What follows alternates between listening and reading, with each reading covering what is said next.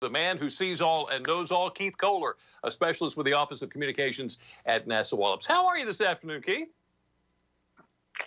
Good to be here. Great to be here. A little bit break from the usual activities during the day. So it's good to be here. It's good to see you. So I wanted to ask you about this Saharan dust storm. I'm not sure how up to speed you are with that, but I wanted to ask you what you could tell me on what Lisa so eloquently earlier in the show said is a belch of Saharan dust. Well, typically, I mean, it's this time of year you get these dust clouds coming off of Africa, and it does impact, the tropical season. So, I mean, I saw it this morning, the headline of it, but I haven't really looked a whole lot into it. I guess one of the things is it can kind of shut down some of the thunderstorms we might see. So I don't know if that's good or bad, depending on how you look at it. Well, it does. Yeah, I mean, typically, as I understand it, I mean, I'm not the meteorologist. Maybe you need to ask Dan more about it. But typically, large dust storms coming off the African tend to shut down tropical systems development. So, that could be a good thing when it comes down to Atlantic storms, hurricane season. Yeah, there you go. Good point. Okay, so. Of course, we've got the ISS going overhead, but there's so many other things that are happening in the summertime night skies over Delmarva. I'll be honest with you, I have a hard time keeping up with it. Is there anything in particular that we should be looking out for this time of year? Probably. We've had some really good skies out lately, and I've been outside, doing some little bonfires in the backyard, and it's been great because if you do spot the station, which is a website, and it tells you when the space station. So I've actually been able to see the space station fly overhead. So that's pretty cool. And then, of course, obviously, we've had the strawberry moon just occurred, which was really neat to see. The full moon in June.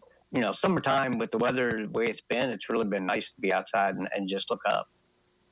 Okay, so we know that NASA Wallops does more than just launch rockets. So what about the educational programs? Those have been affected by COVID-19. Are they starting up again? Have they been continuing? So we are doing some online activities through the visitor center, things like classes. And as a matter of fact, this past week, they just reported out that they were able to do their first one. And they did a program with a class group on rocketry, and they went very well. So, look at the website, the visitor center, and see about what activities they might have.